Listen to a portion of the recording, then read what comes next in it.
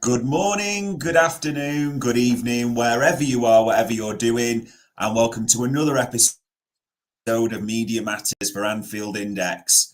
What a night, what a tackle, what a game, what a goal, what a head coach, what a team, what a season, and what a crowd. I'm joined as ever by the renowned and the respected David Lynch. And David, the feel good factor was already high. Last night has tipped that barometer through the roof, hasn't it?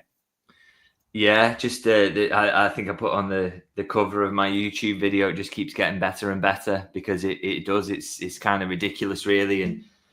And yeah, every time you think you've reached the peak of how much you're going to be enjoying this season, they come up with another big result, and that absolutely was one yesterday for a few reasons. I mean, so many people had kind of said in the build-up, "Oh, it's not that big a game." I never really bought into that, and I think you could tell from the first whistle it was a big game, and it meant a lot to the people inside Anfield. And to get the win, to get that kind of Real Madrid monkey off your back, to go back to the top of the Champions League, to be top of two leagues now, and also to get a result that absolutely bounces you into the Man City game. I just thought it was absolutely massive for all those reasons, really. So yeah, another great Anfield night, and just these great Anfield days, or great days generally, are becoming a bit of a habit under Arne Slot. It's been an incredible start.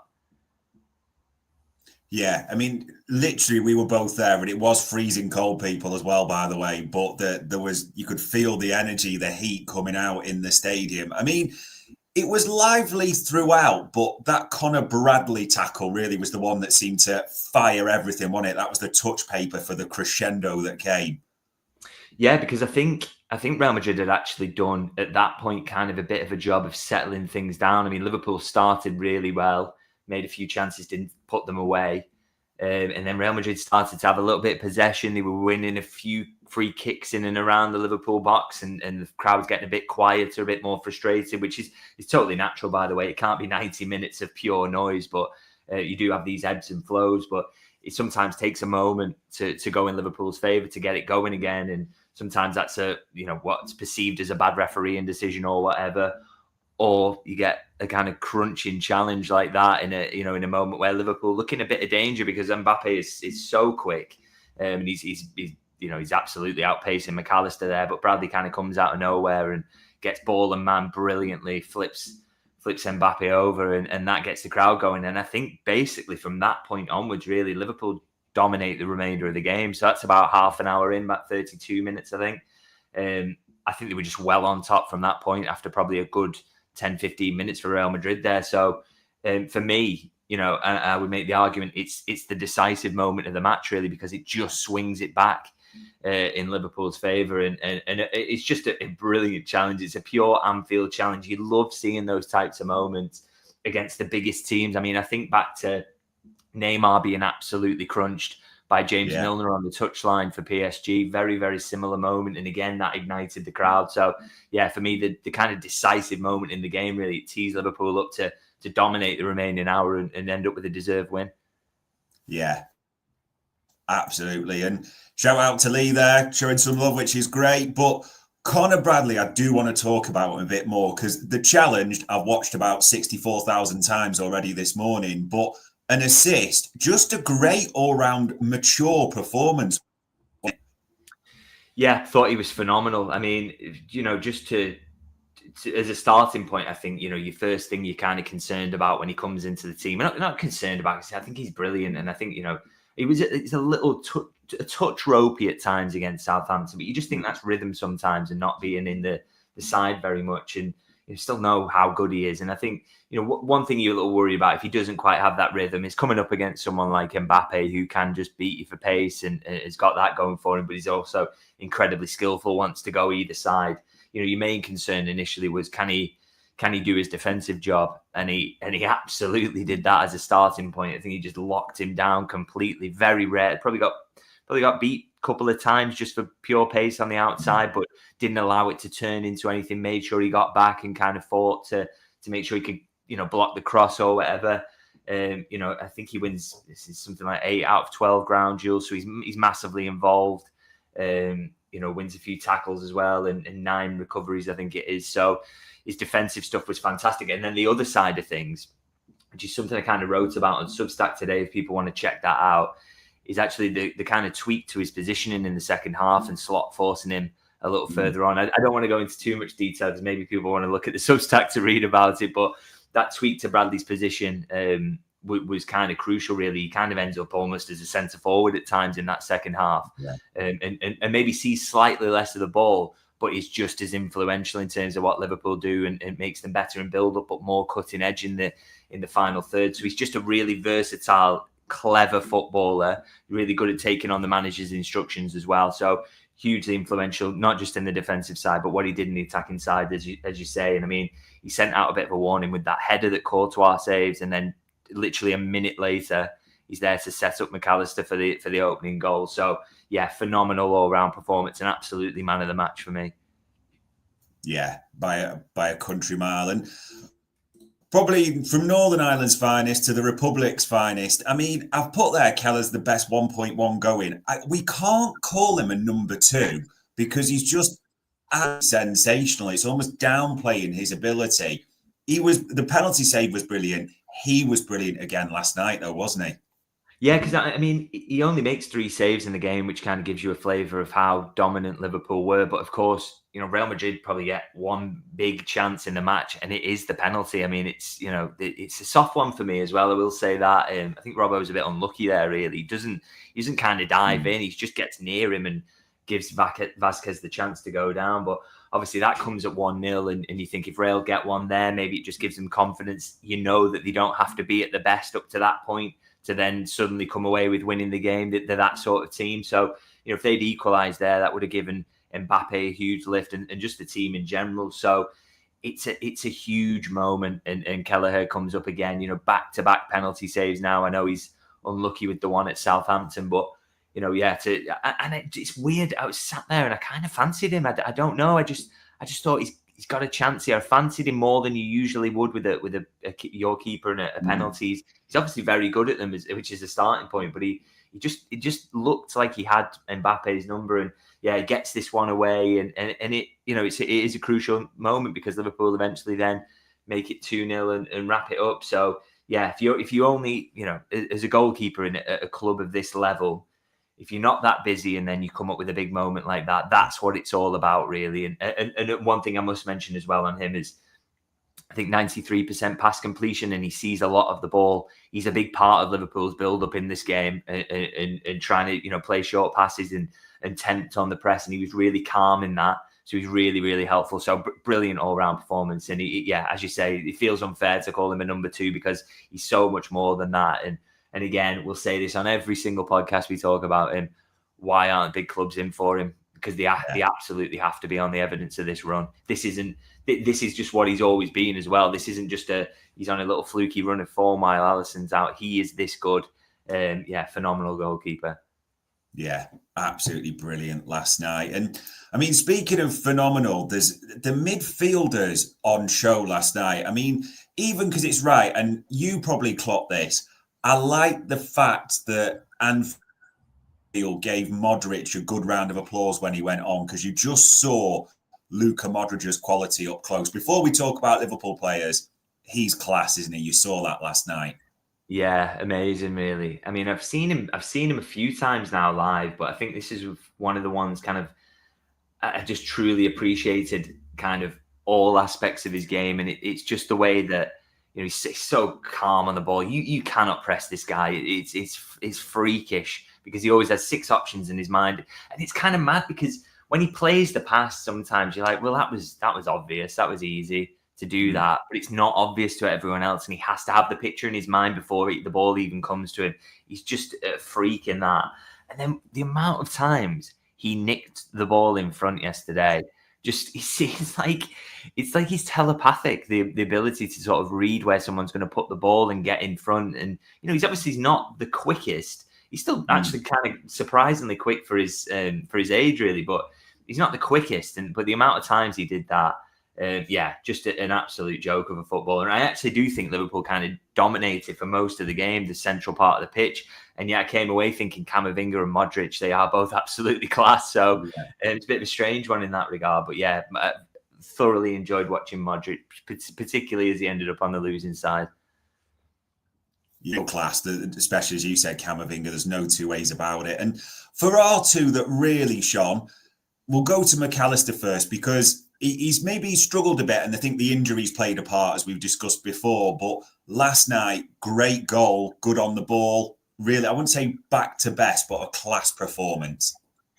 Yeah, I mean, I don't know if you saw that tweet that was doing the rounds about McAllister in terms of his lack of goals and assists this season. And I think you've got to, I think that's a ridiculous criticism, because I think he's been a bit up and down in periods. I think the workload he's got at the moment, maybe he's getting to him. But I don't think he's played poorly for Liverpool this season. I think he's in that kind of, he's more in a deeper role, isn't he, as a two alongside Gravenberch. He's all about being a build-up player, and he's unbelievable at that. But he does have goals in his locker, and there's not going to be a reliance on him to come up with goals and assists like there maybe was when he was, last season at Liverpool, where he kind of, you wanted him in them number 8 and he was getting a few assists and stuff. I don't think Liverpool are going to need that from him, but he has got this capability to pop up with a goal, and that is, if you can do it in big games like this, that's massively handy. And I thought, put himself about all game. Really, he's just got that class touch around the ball, hasn't he, in the way he can dictate play. So, I think there's still, I still feel around it that there's kind of a bit more to come from him, in that I just feel like with the quality he's got, he can get even better. But I still think he's been very, very good this season. And yesterday, that was kind of good to see him get back to close to his best as well, because I think that, as I say, that workload maybe in the past couple of weeks or so has sort of told on him a little bit. But maybe, kind of having that Southampton game largely, not playing all of it, and then coming back into this a bit rested, probably did him a favour, and he looked really, really sharp in this one, and a great finish in a key moment. Yeah, lovely finish. And it almost seems crazy that we've talked about Modric, Camavinga, McAllister, top-level elite midfielders, and Toxter's finest was probably the best midfielder for me on the park. We saw it against Leverkusen. We're seeing it against Real. We're almost just expecting this a little bit from, because his level's good in these big moments, isn't it? Yeah, I mean, it's ridiculous. One thing I want to say about this as well is, I cannot tell you how many tweets I've had down the years, last few seasons of, if he wasn't a Scouser, he wouldn't be anywhere near the team. He's a championship level player.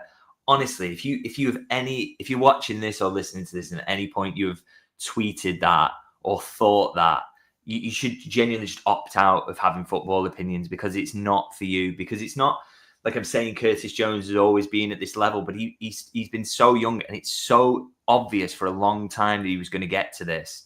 All the qualities were there. And under a brilliant manager in Jurgen Klopp, you've seen, development from him. That's continuing now under Arne Slot. And he's now, Slot is kind of, I think he's getting even more out of Curtis Jones, but he's also kind of had a little bit of good fortune that Curtis Jones is also getting a bit older, getting a bit more mature. All those lessons are coming together.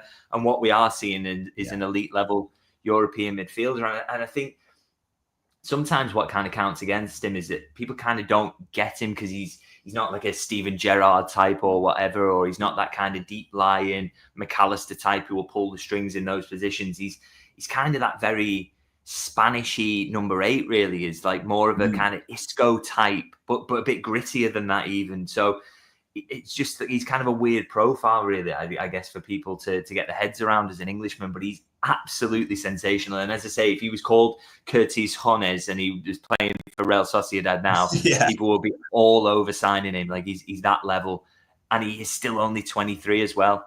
I mean, that he just proved, I think, again last night, and didn't need to prove it to me because I already thought that about him, but that he is that elite level European midfielder, and he can mix it with the likes of Modric and Camavinga and absolutely stand up to them. So another phenomenal performance. And I will say as well, we've talked about Conor Bradley, Quiveen Kelleher and Curtis Jones here, all 3 players who've been in the Liverpool academy at some point. And I think that is huge testament to what they're providing because that has made the squad so much stronger, being able to pull players like that through.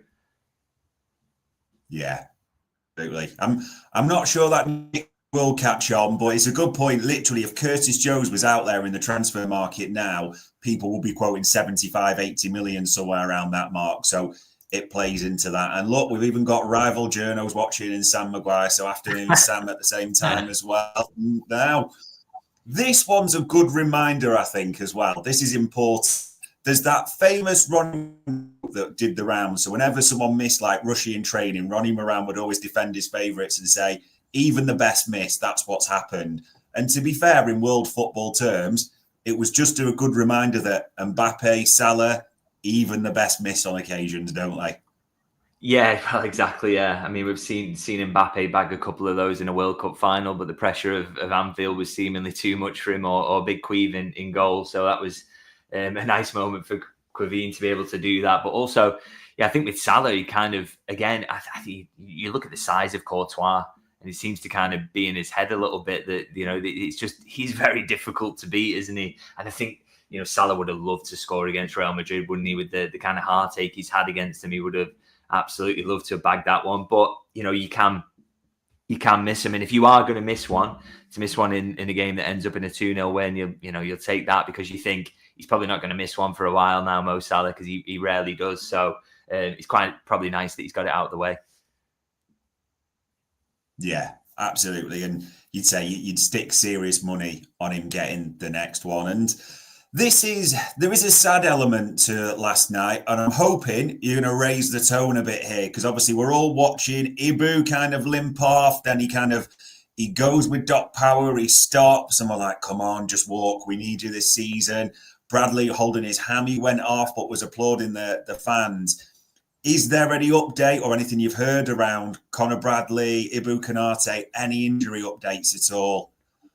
Yeah, so kind of heard the rumours that Konate not maybe as bad as he first feared, and Bradley probably is a hamstring injury that's going to take a while. I mean, I would say with Bradley, I'd be absolutely amazed if he's involved against Man City. Genuinely amazed. I think if you have a hamstring injury, that is going to be a couple of weeks at the bare minimum. So he'll have had a scan. By the time we get to the press conference, I'm sure Slot will be able to give us an update. But as I say, with a hamstring injury, I'd say if everyone rules him out of the Man City game at the minimum in the minds, and it's probably going to be a little bit longer than that. But, obviously Joe Gomez is there. Trent Alexander-Arnold's coming back. That's a blow Liverpool can probably absorb. I think the bigger worry would be Konate, with how important he's been this season.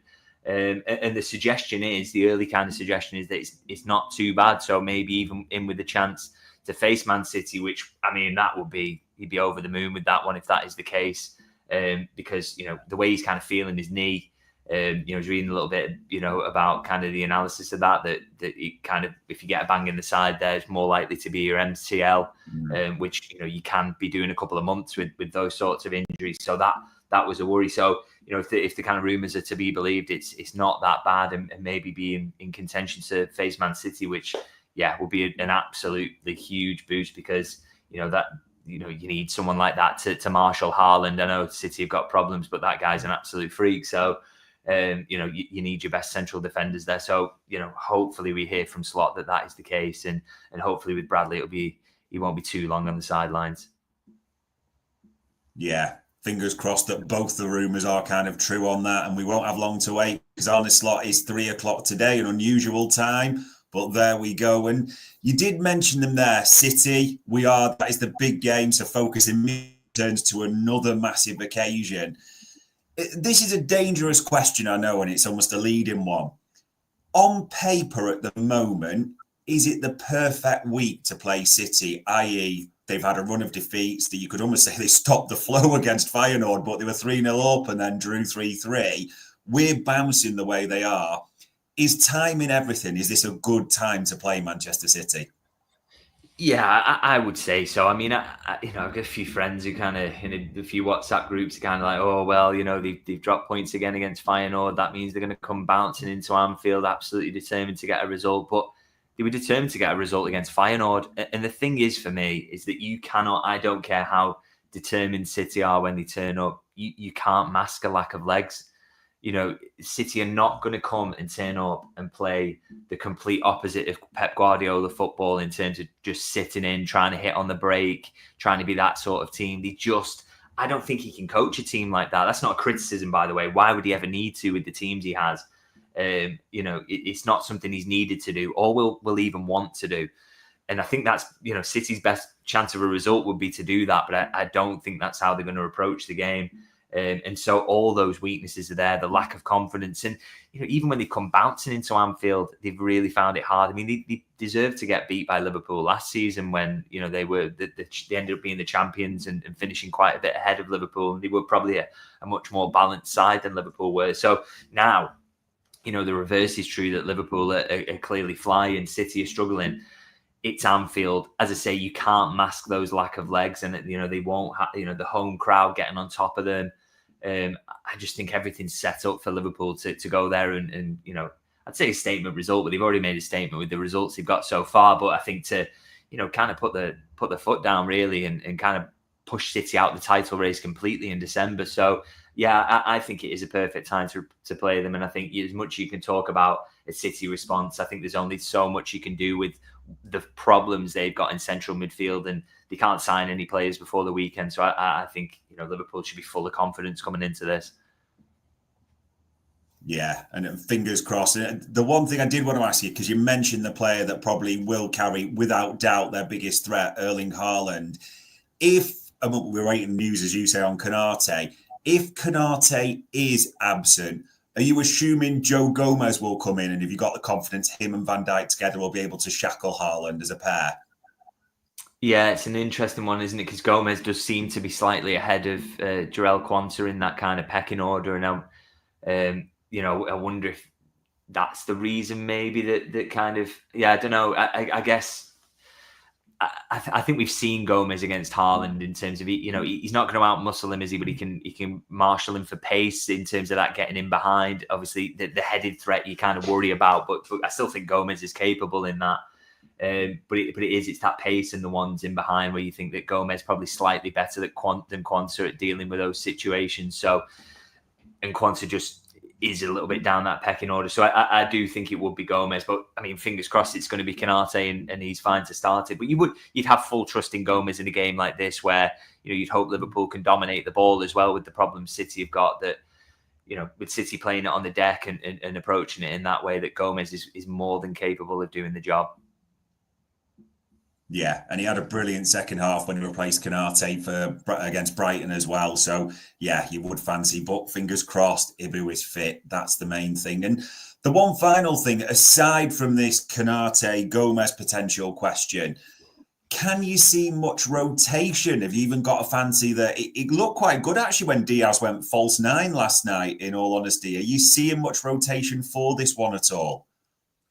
I think probably not, to be honest, because obviously at left back you haven't got any options. I think if Konate's fit, he stays in there. I think you're going to have to make a change at right back. I don't think there's any doubt about that. So maybe we see Joe Gomez there if Konate is okay, actually, or hopefully Trent would be ready. That would be a nice boost. But the kind of, I think with Núñez coming off quite early yesterday, that suggests to me he's going to be straight back into the starting lineup against Man City. And I think the one change we are guaranteed to see is we'll see Szoboszlai come back in.